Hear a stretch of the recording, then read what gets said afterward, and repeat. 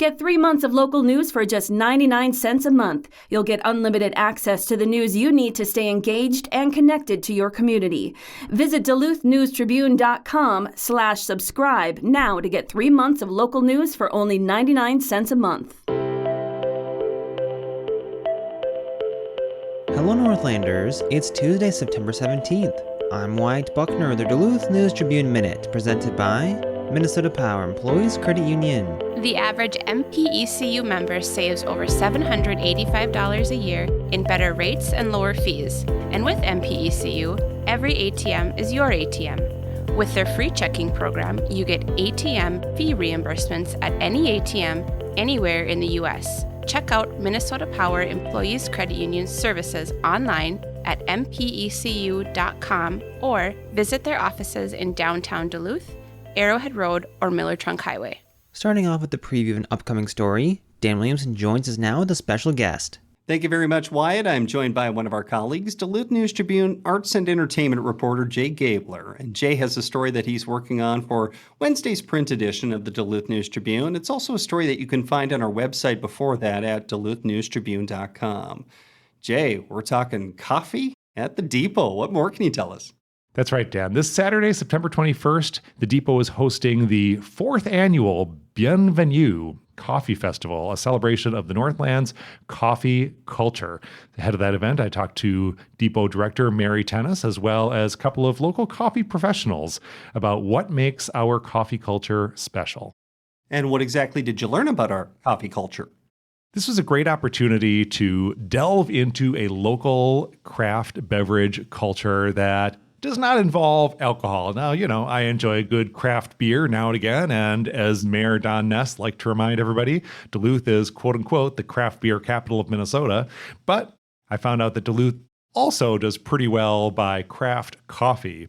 Jacob Conger at 190 Coffee and Tea pointed out that Duluth has about a dozen chain coffee shops and then also about a dozen independent coffee shops across the whole area here. And he said that is a lot more than you would expect for a city the size of Duluth. He's worked in the coffee industry in other cities around Duluth size, and he said Duluth has way more than you would expect. So Duluth loves its coffee, loves its coffee shops, and this festival is a great opportunity to celebrate that. I also learned that the proprietors of these coffee shops in Duluth are learning from their peers in the craft beer industry, craft cider industry, distillery industry, in that they're learning that when customers come into an establishment now, they're not just looking to, say, order a beer or just order a cup of coffee. They want to experience the place. They want to be served by people who are close to the production of this kind of beverage, who know how the beverage is made, who know how to serve an excellent version of it. Yes, that means latte art. And all sorts of things like that, as well as to be a distinctive kind of place that reflects where it's from and the people here. So that's why you're seeing Northland coffee shops have a little bit more of that distinctive feel to them. As far as the event itself goes, what can patrons expect if they attend? Well, latte art, of course. The annual Latte Art Throwdown is a popular attraction, Mary Tennis told me. Then, as well, there's plenty of opportunity to enjoy craft coffee beverages. There are cuppings and talks to help people learn more about coffee. I was a little surprised to learn that there are a lot of children's activities. I pointed out to Mary that a lot of coffee shops actually have a sign that says any unattended child will be given an espresso and a free puppy. Well, it turns out that the Depot is not going to have espresso and free puppies, but they are going to have espresso and cats available for adoption from the new Wired Whisker Cafe in Duluth. So that's a decision for the entire family to make. And the expectation is not that the kids are going to be drinking the coffee, but the point is you can bring the whole family and there'll be something for the kids to do as well, Dan. And maybe, just maybe, bring a furry friend home too. You said it, I didn't. Thanks, Jay, so much for your time. Thanks, Dan. In this highly caffeinated feature, you can read, perhaps with a hot cup of joe nearby, in Wednesday's print edition of the Duluth News Tribune, as well as on our website prior at duluthnewstribune.com. Wyatt, back to you. Thanks, Dan. On Monday, the News Tribune and the Duluth Area Chamber of Commerce hosted a candidate forum at the Garden in Canal Park. We heard from incumbent Ashley Grimm and her challenger, Janet Kennedy, who are running for the St. Louis County Board, and Gunnar Johnson and Sean Reed, who are vying to replace Judge Dale Harris in the 6th District judicial race. Today's forums are already underway, featuring Minnesota House District 3B incumbent Representative Natalie Zelaznikar, a Republican, and DFL challenger and retired judge Mark Munger. District 3B includes Hermantown, Two Harbors, Proctor, Rice Lake, Duluth, and several townships. In the race to replace Representative Liz Olson, who resigned, in Western Duluth's Minnesota House District 8A, DFLer Pete Johnson and Republican Mark McGrew will take turns answering the moderator's questions. Now, we present you with the audio from Monday's County Board Forum. We'll be back here again every day this week with more audio to help you make an informed decision at the polls this November. Well, good morning, everyone. Thank you for being here on a Monday morning. We appreciate your attendance. My name is Daniel Fanning. I'm the Vice President of Duluth Area Chamber of Commerce, and on behalf of the Chamber, our Chamber Foundation, and our partners at the Duluth News Tribune, we're just really excited to welcome you back to the forums, the candidate forums for this year, 2024. We've got 2 today and 3 tomorrow. So as you'll hear me say this, if you stick around, we're just going to go through a couple basic ground rules. But before I do, I just want to introduce our chamber staff. We've got our president, Matt Baumgartner, with us. As you'll see Leah in the back taking pictures and video that she'll post on our Facebook and our social media and our website at duluthchamber.com. So Leah, thank you for promoting this. Kathleen Pravettis is the one who works with the garden to set this all up. So thank you to her and the garden for hosting us. So it's been a good team effort, and we're just really grateful that you're here. So I know as you walked in, you received the civility rules. So this is a good partnership with the Civility Project. We appreciate the work that the Duluth Superior Community Area Foundation does with us as well. I know you all know this, but just to state the obvious, we ask that you please keep your applause and your jeering or your cheering to yourself, unless it's directed at the moderators. In that case, we can handle it. Oh, no. But we really do. This is meant to be a very low-key, informational. This is not meant to be a contentious debate. This is really meant for candidates to have an opportunity to share with you their visions, their values. There should be no gotcha questions. There really should be no surprise questions. No candidates receive the questions in advance. I can assure you of that, because if anyone accuses us otherwise, they obviously don't know Chuck and I that well, because we don't always have the final questions in front of us either. We've got a basic framework with the questions we want to ask candidates, but we also will ad-lib based on what's been brought up and what hasn't been brought up. So we appreciate more than anything the candidates being here and making time in your busy schedules. So again, on behalf of the Chamber, thank you very much. And I'm going to turn it over to my partner, Chuck, who happens to be celebrating a birthday today. So happy birthday, Chuck. Thanks, Dan. Thank you, everybody. And yes, welcome to Commissioner Grimm, Councilor Kennedy. Thank you so much for being here. Thanks to everyone who showed out this morning. I know these early morning forums aren't always the best attended, and I really appreciate everyone being here. And eventually, we are recording this, and it'll be posted at duluthnewstribune.com. These forums, for the News Tribune's purposes, also help to inform our endorsement editorials. Endorsements aren't meant to tell anyone who to vote for, but to kind of get people thinking and to try to use informed opinion to lead a conversation, and because the most important decision is the decisions made by voters on November 5th, of course. Candidates especially, I want to introduce you to Kathy Burnt in the front here, who will be holding up time, how much time you have left on your answers. As you've been informed, we'll have 1 minute opening statements, 1.5 minute closing remarks. Your answers will be timed and limited to 1 minute, but we will offer rebuttals. If there's more you want to add, we can certainly do that. The rebuttals will be at the discretion and direction of Dan and myself. So with that said, we will get right to it. We'll begin with those opening remarks, a chance for the candidates to tell us a little bit about yourself, why you're running or why you're running again, and what maybe your focus might be. I flipped a coin. You weren't there for it, but I swear I did. And Commissioner Grimm, you'll get to go first. All right. Well, thank you. I am Ashley Grimm, your 3rd District County Commissioner. I live in the Denfeld neighborhood with my husband Luke and my 3-month-old baby boy. And before the county, I ran children and family programming at the Damiano Center. It is because of my passion for youth and families that I'm especially proud of getting historic county investment into our western neighborhoods. That includes $250,000 for Gary New Duluth Rec and renovating the Young Moms Spirit Valley program. I'm also excited to share more about the county-wide work that we've done, including ending chronic veteran homelessness in St. Louis County. It is because of hard work and good relationships over these last 4 years that has been possible, and I'm proud to be endorsed by my fellow Duluth commissioners, Annie Harla and Patrick Boyle, and some of our statewide legislators, including our Western rep, Liz Olson. So I'm excited to the forum today. Thank you so much. Councilor Kennedy. Thank you. Good morning, everyone. I'm Janet Kennedy. I'm currently serving as the past president of Duluth City Council and been honored to be able to serve the community for the past 5 years. I am running for County Commissioner District 3. So what I've been watching and what I've been seeing on the City Council is that we've been asked more and more to do public health and human services. And the city is not the place that we can do that.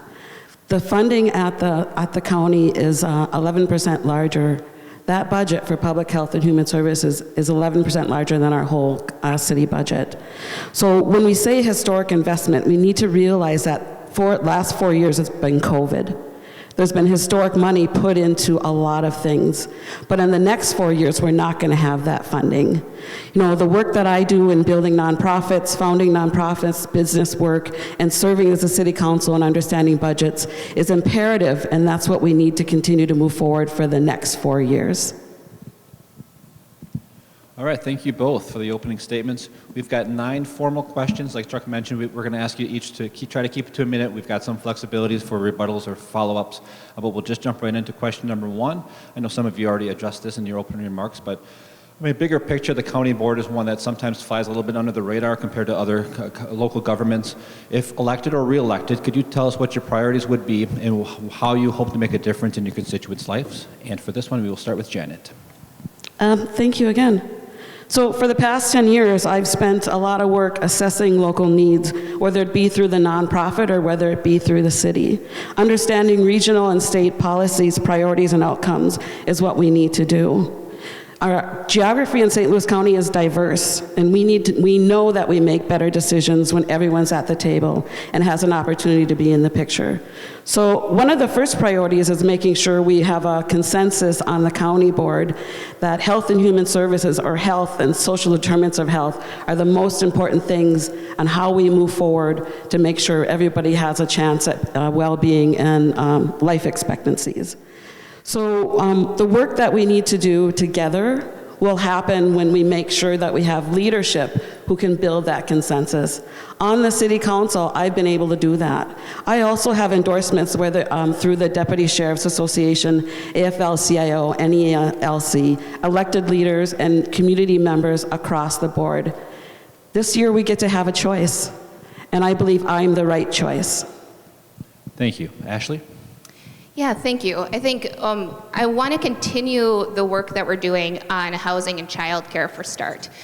We know that we are in a housing crisis, and over the last 4 years, I have helped bridge north-south divides and taken projects that started out as a no and turned them into unanimous yes votes. That's the kind of culture that we have on the county board right now. That's why we were able to invest in 24 units at Plover Place, partner with the city on many of these projects, and get that money into Duluth. What I would like to see, and that I've started, is also fundamentally shifting how we look at housing and childcare.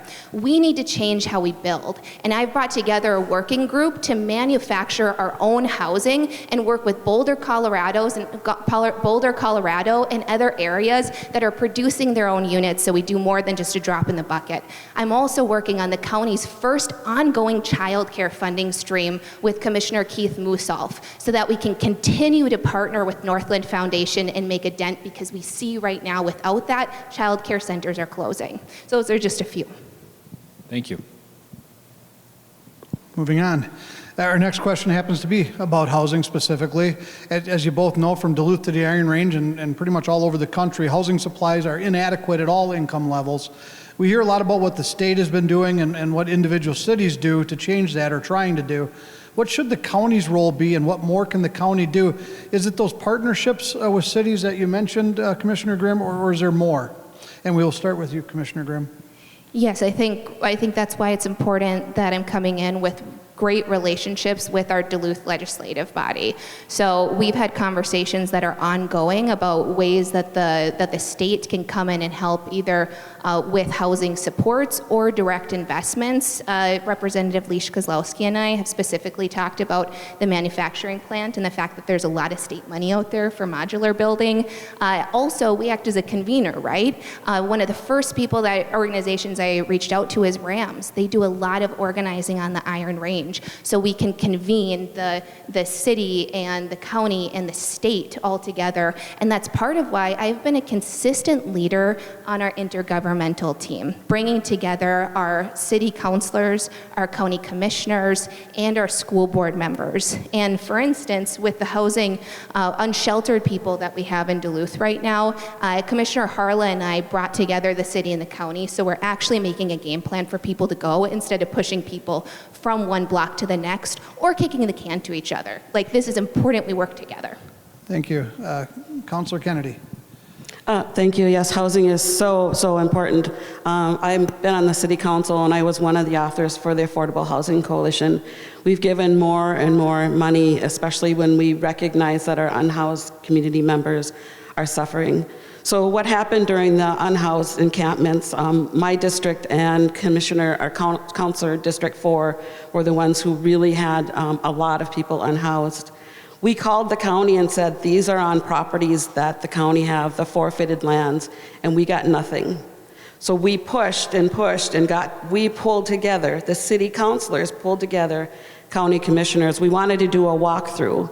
And what happened by then, the city and the county worked intergovernmentally.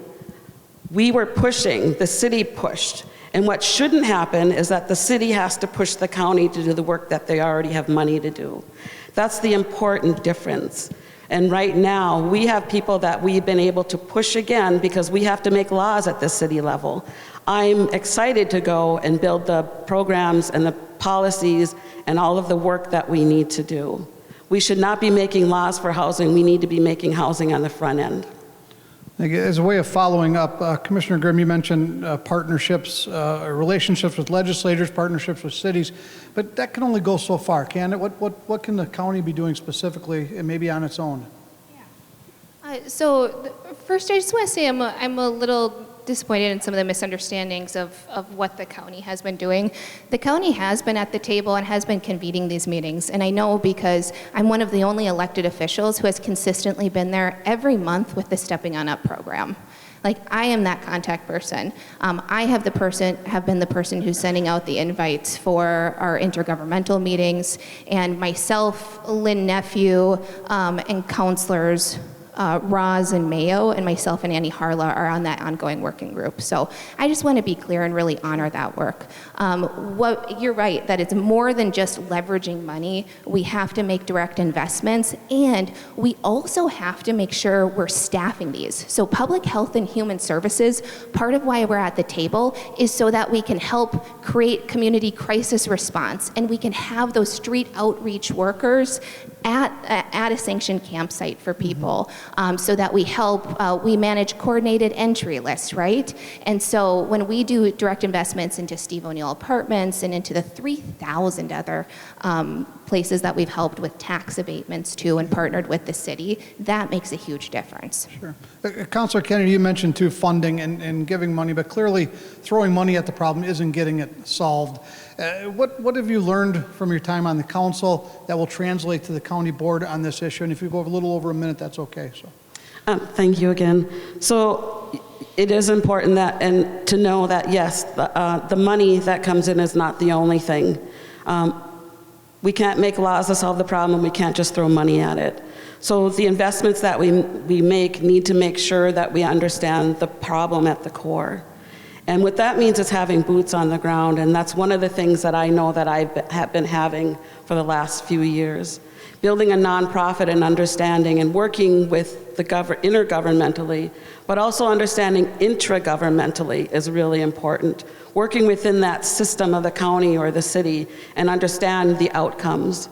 But with outcomes means that we are impacting people's lives, and the programs, policies, and procedures need to make sure we have everyone at the table. It can't be a win or lose at all. And what I've heard on the county board is sometimes it's a win or lose. We don't have that funding for COVID anymore. We need to be really, really strategic. Make sure we're working together for all of the policies that we know that are going to impact our people, whether it be housing, whether it be economic development, whether it be children and families. I know that work. I live that work. I'm going to do the best job I can. I do need to learn more about the county, but I learned everything from the city and can bring that over, which is transferable, intergovernmental, and intragovernmental. Thank you both very much. Dan?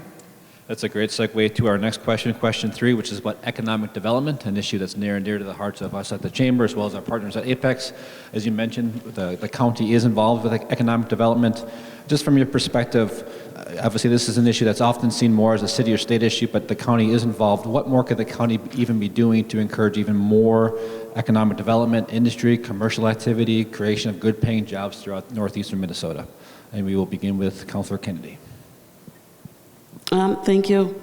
So economic development to me means, again, when you look through the lens of the social determinants of health, it's everything that impacts your life, whether you're from birth to death. So economic development means employment and daycare, living wage jobs, which are really important, opportunities for everyone, especially when we look at collective bargaining. Economic development means also housing stability, food security, public safety, and public infrastructure.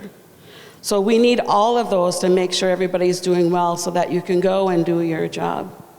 So one of the things I want to make sure is when we're going to the state, we have the voices that understand that from the ground up.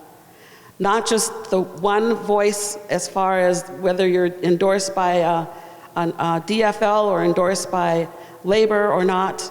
I think the people that I represent and that look like me need to have a voice at the table.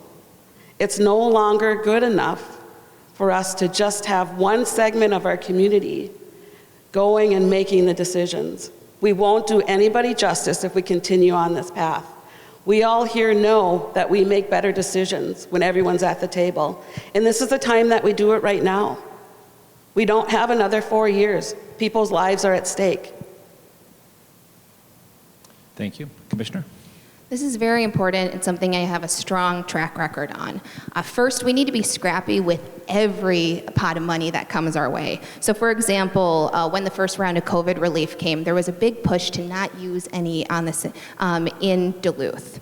And I worked to make sure with staff that we pushed hard for Western Duluth, and we supported over 100 businesses that got grants. I was the only commissioner to hold a public town hall, bring staff and walk business owners through it.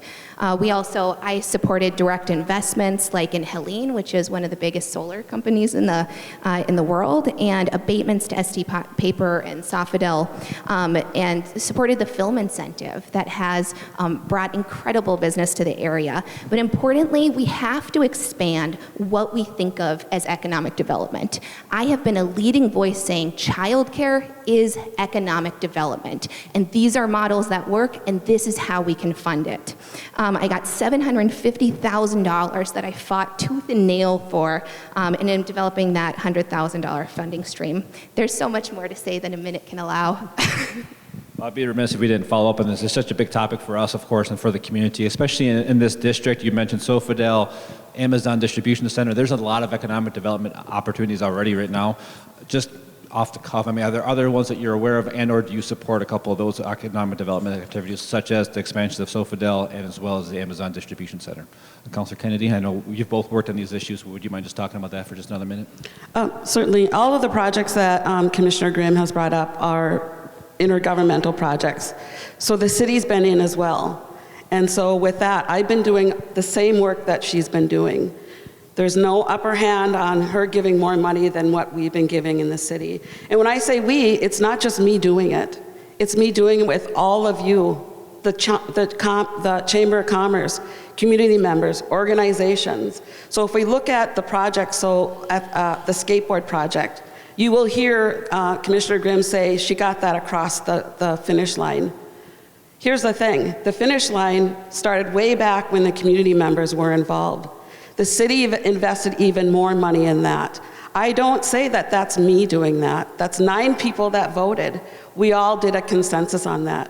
One of the biggest projects that we've been working on, and I know Commissioner Grimm has been a part of that, a small part of it, because money is important and we have to get there, but the part of the process that we need to make sure we continue to work on is making it happen.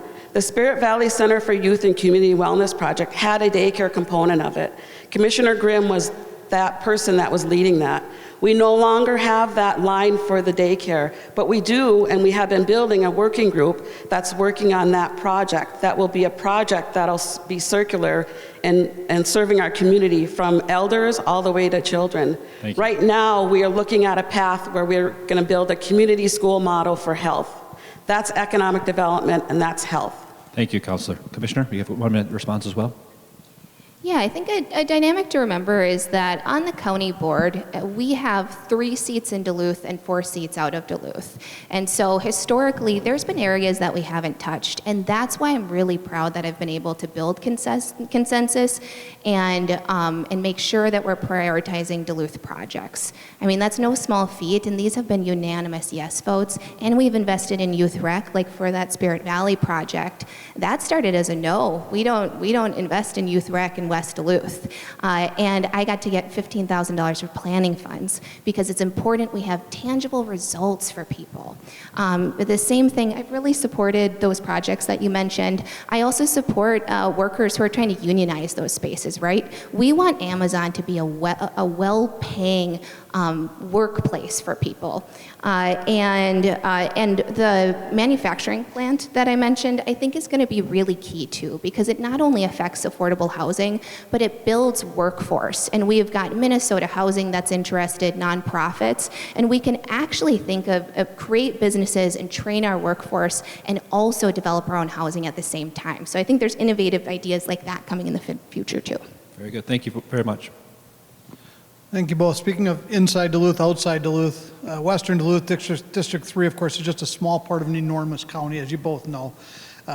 How can voters be assured, or how can you assure voters that you're willing and able to work with communities countywide to meet the needs of residents both in the north and the south? A little bit bigger picture question this time. Commissioner Grimm, we'll start with you. Yeah, so I'm really glad you asked that question. So countywide, the way that I was able to help pass some of this money for West Duluth is it was part of 1 million for kids. That's what I pushed for. And that 1 million for kids, I worked with Paul McDonald to bridge that divide. And for instance, it started a Boys and Girls Club in Hibbing as well. I mean, it supported projects countywide. That $750,000 for childcare was built that it could do training and investment throughout all of St. Louis County. When I heard from a veteran's family that they couldn't access benefits when their husband had died from his term in service, I worked with the county board and then Disabled American Veterans in Minnesota to make statewide changes in access to veterans benefits that helped keep veterans in their home. These things are built by collaboration, and it doesn't get touched on a lot, and I think there's a lot of assumptions, which is really why I want to highlight these last 3.5 years have been different than what they've been before, and it actually leaves me inspired and is why I'm running again, because more is possible than I even thought. Thank you. Former Council President Kennedy? Thank you. Can you repeat the question? We're asking a little bit about how voters can be assured that you're willing to work countywide to meet the needs of residents both in the north and the south. For me, I would look at the record that I've had and the work that I've been able to do on the City Council. I have been able to bridge a gap with county commissioners who people say are difficult. And that's really a testament to how I work. It doesn't matter to me who you are, if you're DFL and if you're not DFL. We need to work together. So one of the things we want to make sure we're doing is building that consensus. My endorsements are not Republican or Democrat. My endorsements are with people who work across the spectrum, AFL-CIO, elected leaders, community leaders, people who are sitting at the table today who have children. My family is a veteran family. I know what it's like. We've served in Korea, we've served in Vietnam, we've served in Afghanistan. I also have the Duluth Sheriff's Association, and it's really hard because for me as a woman of color, I'm overrepresented in 2 of the largest institutions in the county. public health and human services, and the criminal justice and court systems. We need to make sure we have the voices that understand. I've been in jail when my boyfriend was my abuser and I threw a shoe at him. I understand the whole process comprehensively. I know I can step into a place because I'm not stepping in without judgments. I don't have to fight within men and women. I can have a conversation about where I've been, where I've lived, my lived experience, and people will listen. There's no preconceived notions. I'm not there for power. I'm not there to fight.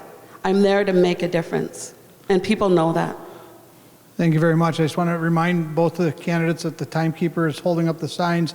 As a way to just follow up or dig a little deeper on that question, obviously you're representing the entire county, but I would assume your focus or your priority would be your district in Western Duluth.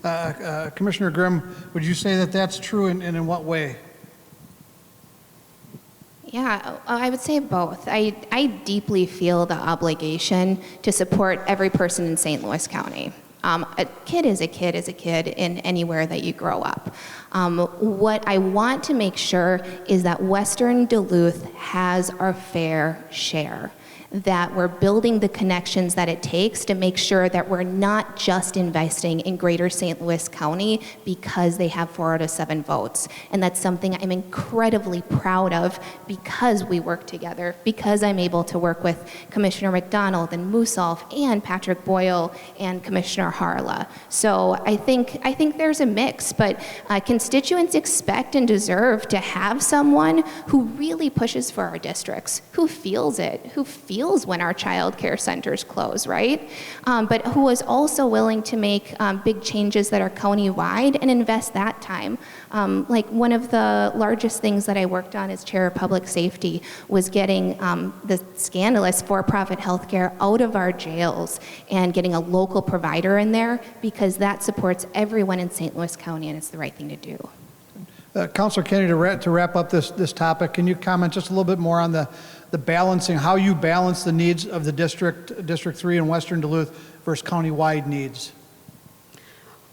Well, I had talked earlier about looking at the intragovernmental work that needs to happen, on whether it's the procedures or the practices. But could you repeat that again? Sorry. I'm asking you to talk a little bit about how you balance the needs of District 3 versus the needs of the county as a whole. And expounding on that is understanding that I have served the district. I have served District 5. People know that I have their backs. People understand that the work and the outcomes that I have are really, really important. Commissioner Grimm has done some good work, but it's really not good enough. It's easy to do work when you have 4 years of COVID. COVID is done now. We don't have the same money that we have. We have more mental health and drug addiction. The community and I was able to step in. We need to support the response and actions. We need to make sure it's across the board.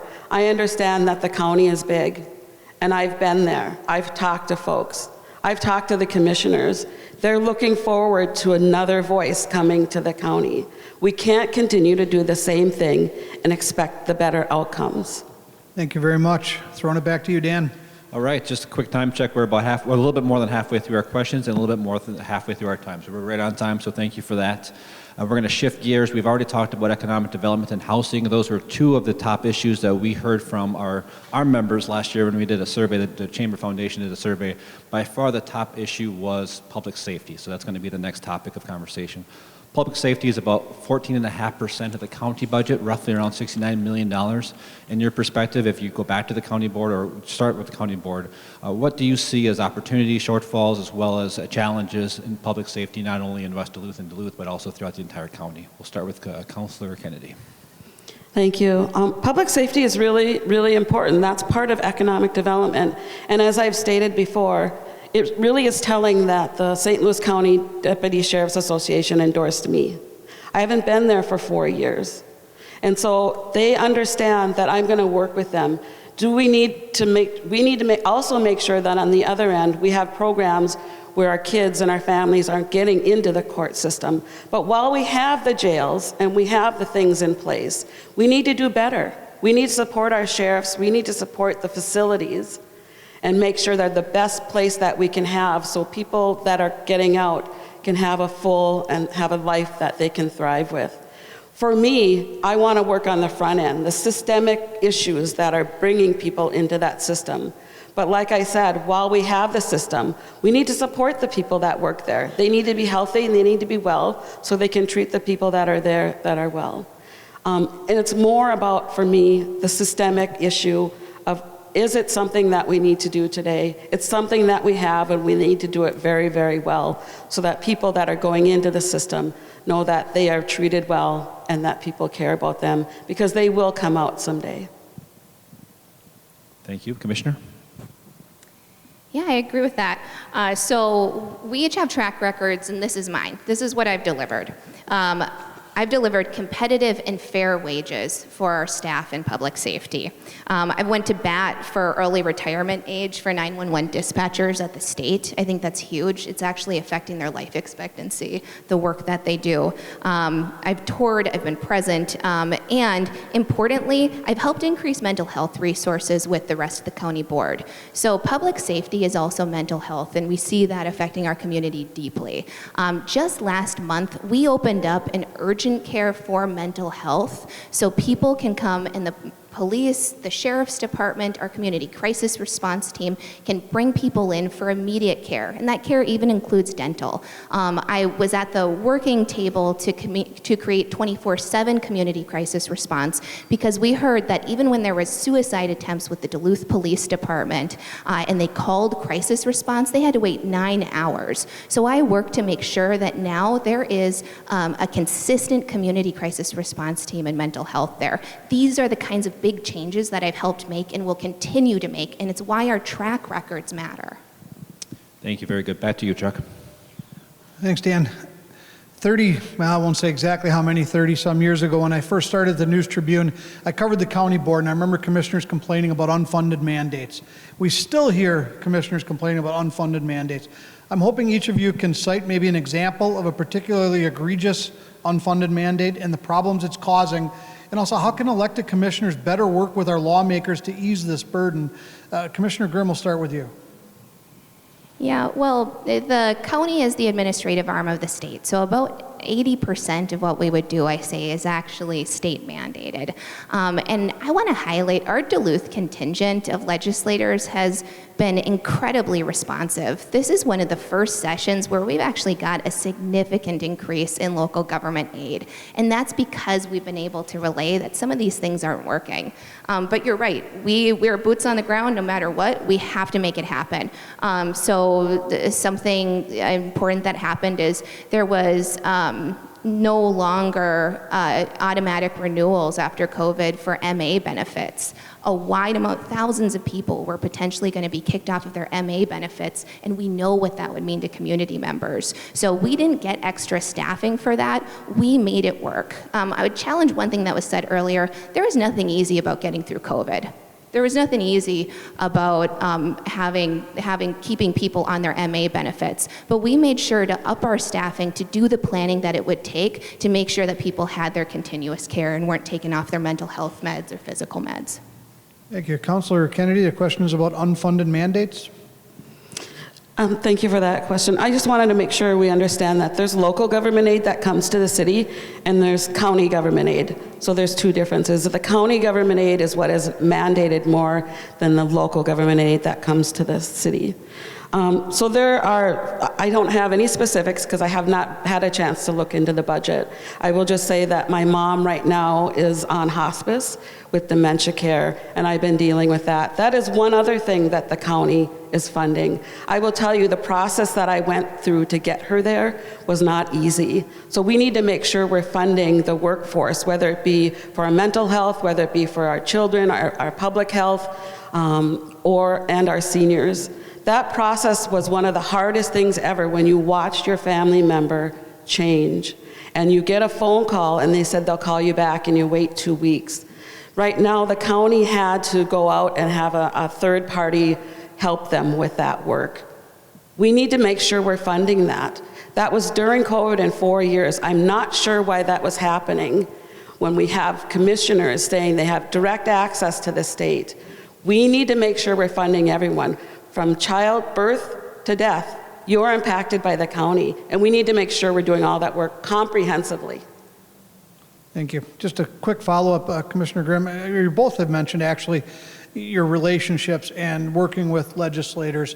On unfunded mandates specifically, what more can the county do to kind of get the state to be a better partner with providing the funds for the mandates it's ordering? Commissioner Grimm? I think one of the things that has helped get past a lot of the things I've gotten past is community organizing.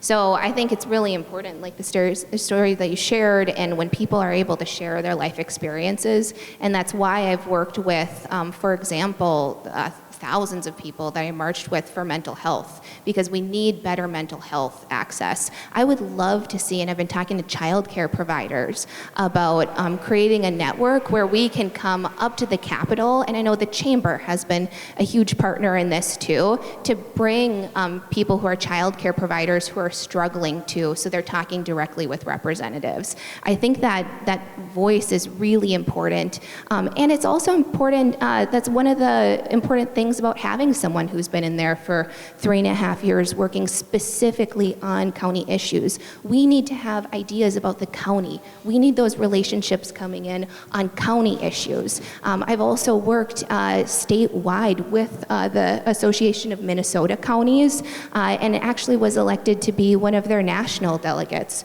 So we right now have someone on the national level who is bringing forward St. Louis County issues, and that really matters in this next term.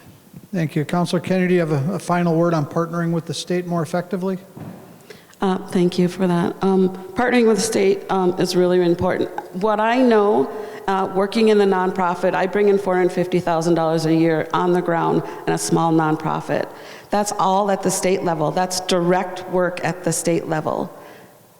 Telling stories, getting money to serve our community. I don't need a staff. I don't need 10 commissioners or 7 commissioners to do that. I've already been doing that work. So I have the skill to come there and organize.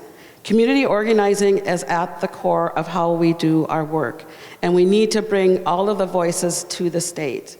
Right now, I am serving a community, whether it's unhoused, people of color, BIPOC people, LGBTQ community members who are in the majority.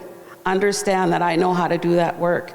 I didn't have to be elected to do it, but I'm choosing to be elected at the county, taking my skills from the city to make sure that we can make a difference.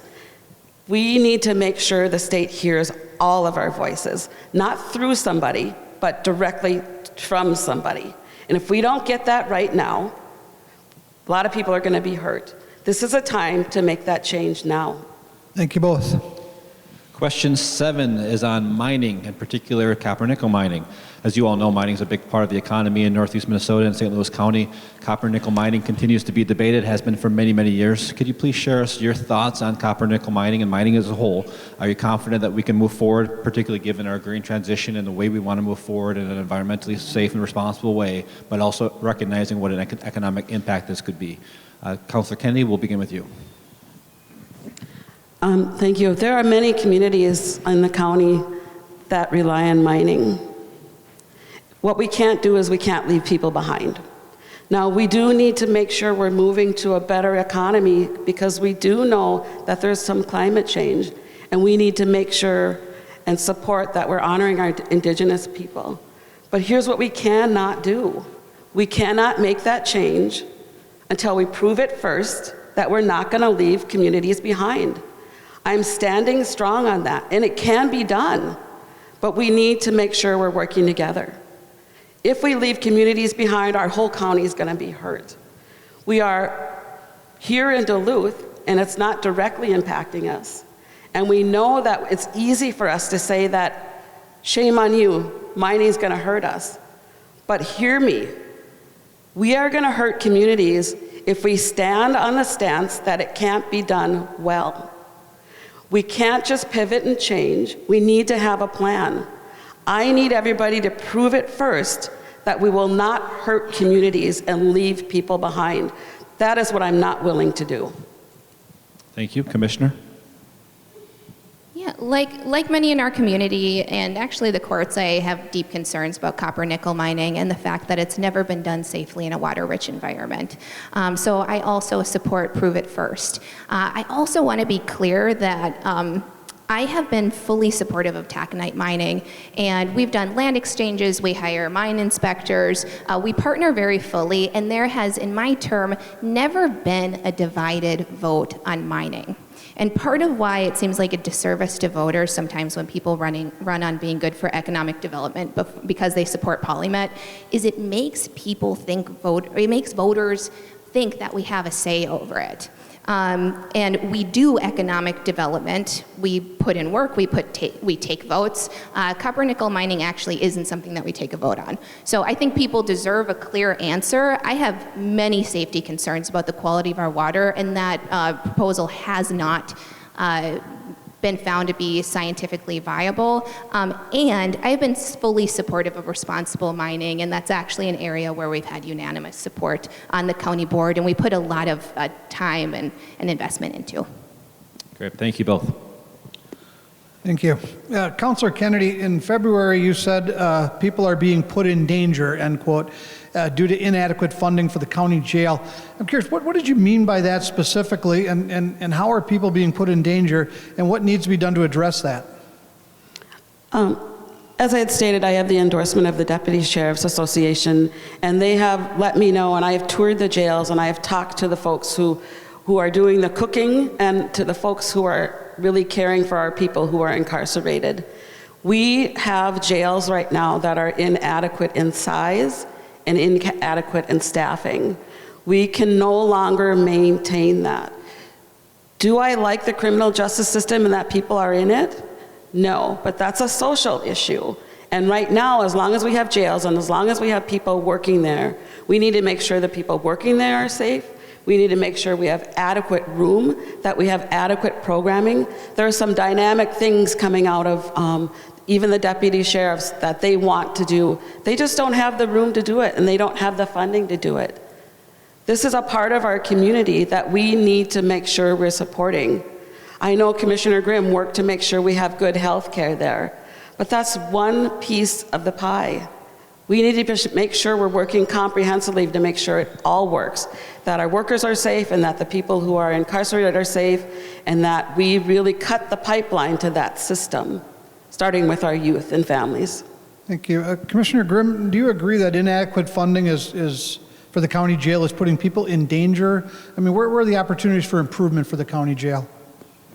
I really appreciate that you asked that question, because it was a blatantly false statement that I cut funding for the county jail. Some of our biggest improvements and increases in investment have actually been in public safety, including the mental health care that I fought for in the county jail.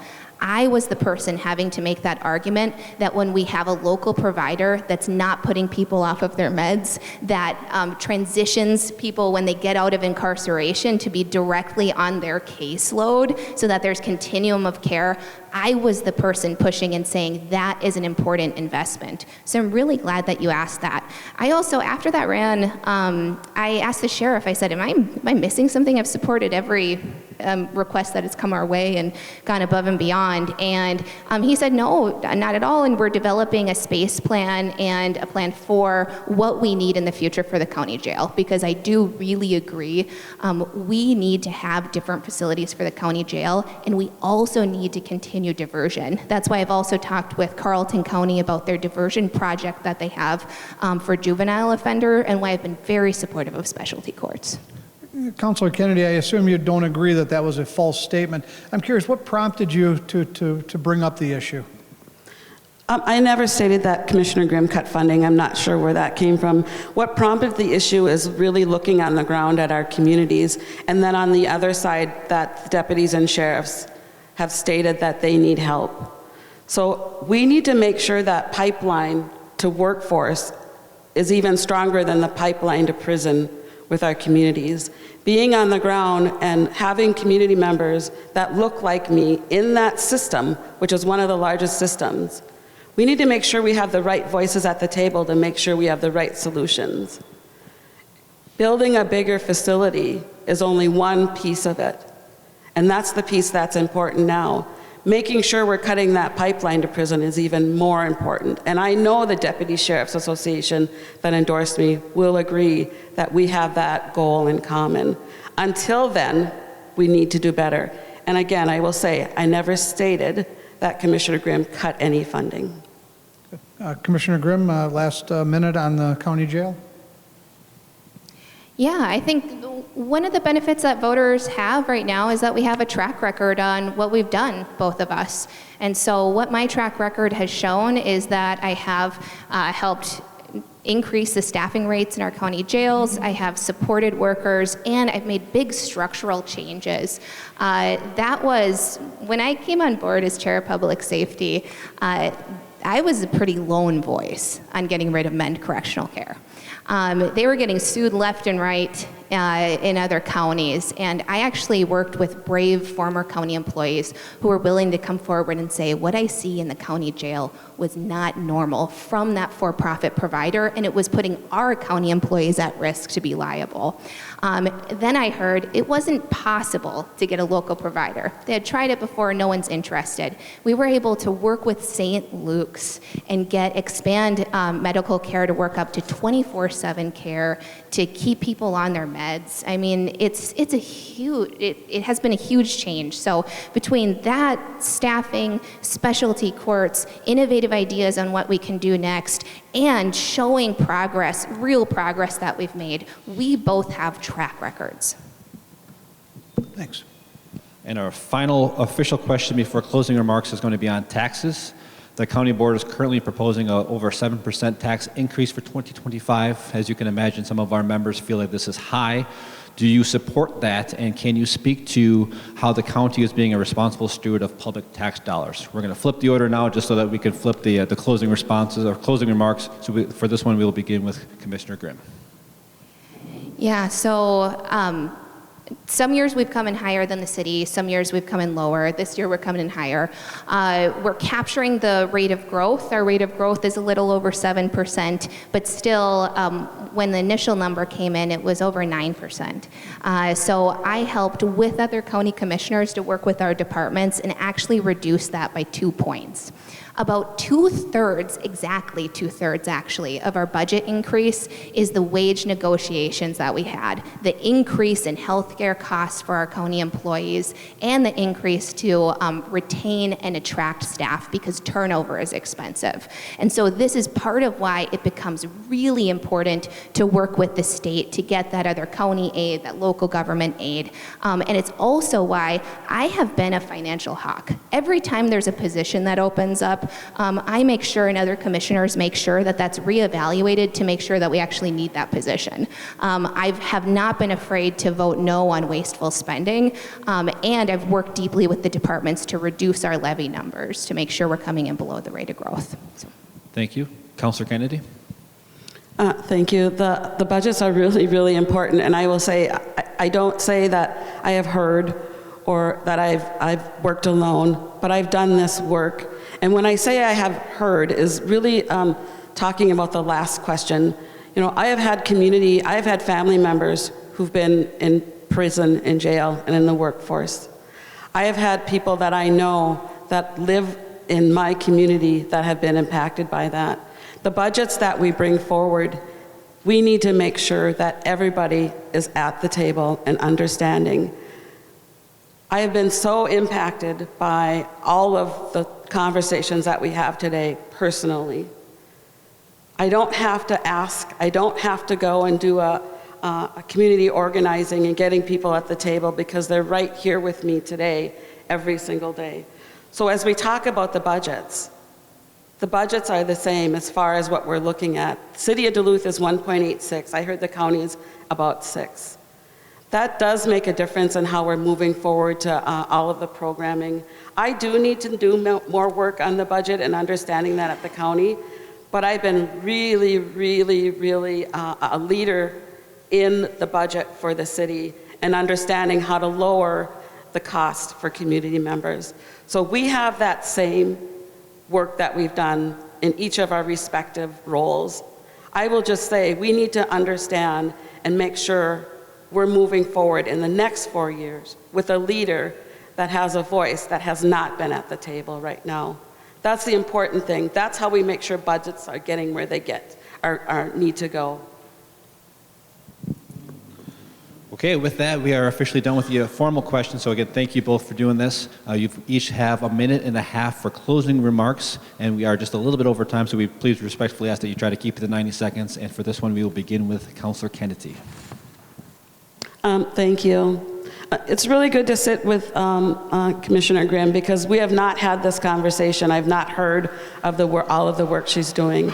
And that's why I ran for the county, because people aren't understanding that the county impacts them more than the city does. So one of the things that we understand is that county commissioners do a lot of work at the federal level. They do a lot of work on the county operations and make sure they run smoothly. We know that representation on the city council has made a difference, because I am the one, myself, former Councilor Vanette, and all of the other people who are not in the majority community have really made a difference. The last 4 years, we have been able to move forward, and Commissioner Grimm has been able to move forward, because we have had funding from COVID. We don't have that anymore. I've worked in my nonprofit, a small nonprofit, in my business, building community development, and understand that the county impacts us more. We need to make sure we have all of our voices. We need to make sure that everyone at the table understands the work. That's why I started running for county commissioner. So when I say we need to make a change now, it's because there are people in our community who do not have the same life expectancy as you do. Those are people that look like me, and people understand that I understand that. Even though you may not be an African American woman, you may be a person of the majority community, people have trusted me, and they know that when I move, and I've said that, Janet, we're good with you going from the city to the county, because we know you're gonna get that work done. I don't have to do the I heard, I don't have to call people up. I know it because I live it. All of those institutions at the county I've been impacted by. I was a single mother and raised my kids on welfare and was able to get off there. My mom, who has Alzheimer's dementia, we need to make sure we're caring for everybody. I'm a grandmother of 9. I'm a mother of 2. This work needs to be done by all of us. We are all here, understand that we make better policies when everybody's at the table. The time to make a change is now. And I'm asking for your vote for St. Louis County Commissioner, District 3. Well, again, thank you both very much. Just a reminder for those who might have walked in, this conversation has been recorded. Oh, I'm sorry. Oh, yeah, you have to go too. I'm sorry. Thank you. Thank you, Neil. That was a mic drop, I guess. I've ever done. That was good. I'm sorry. Go ahead with your closing statement. Thank you. Thank you. Good catch. The floor is yours for 90 seconds. First, I want to thank you for giving time to discuss the county. It really has been the honor of my career to serve in this role. And I want to take this time to actually highlight some things that we didn't get to talk about quite as much, because what we've done and this track record and the specifics that we bring to the job really matter to people. So some of the highlights, and most of these started as no's and ended up in unanimous yeses.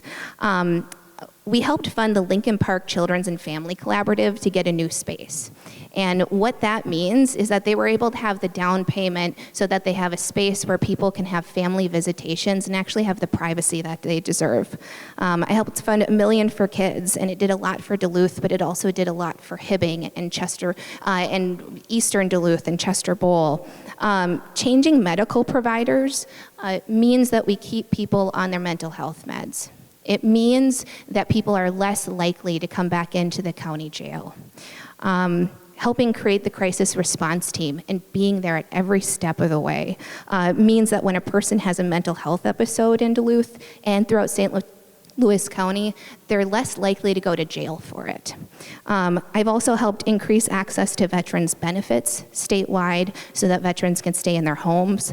And I'm working right now with the school district and the city to make sure that we keep funding Check and Connect, because that has meant that we have over 34 mentors working directly with students to keep them graduating on time. I'm not here to tear anybody down. I want to work with Councilor Kennedy on our shared priorities. We both have most of our terms in front of us, and I'm excited to work on those together. Thank you very much. Now I'll wrap it up. Sorry about that. Just again, on behalf of Duluth Area Chamber of Commerce and our partners at Duluth News Tribune, thank you for taking the time to join us this morning. Just a reminder that these will be posted on the DNT website as well as the Duluth Chamber website.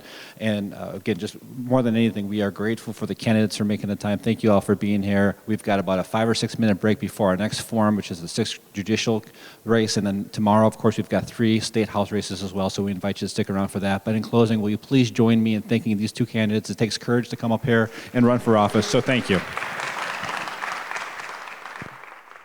Now here's a look at your forecast, brought to you by Superior Telegram's history podcast, Archive Dive. Good morning. This forecast for the greater Duluth area, generally sunny and warm today with a high in the lower 80s. South winds around 5 to 15 with a few higher afternoon gusts. For tonight, a very slight chance of an isolated shower or thundershower late, otherwise partly cloudy with a low close to 60. And then for Wednesday, another fairly warm day with a high in the upper 70s to around 80 under mostly sunny skies. The slight chance of rain will increase a bit toward Thursday and Friday, but widespread rain is not expected. The weather is expected to remain mild the rest of the week. I'm Storm Tracker meteorologist John Wheeler. Thank you to Archive Dive for their support. The monthly history podcast, hosted by Superior Telegram reporter Maria Lockwood, dips into the archives of historic events, people, and places around Superior and Douglas County. A new episode titled A Tour of Superior's Retooled Schools is now available at superiortelegram.com or wherever you also get this podcast. Thank you for listening to Duluth News Tribune Minute. Have a great day, and we'll see you back here tomorrow.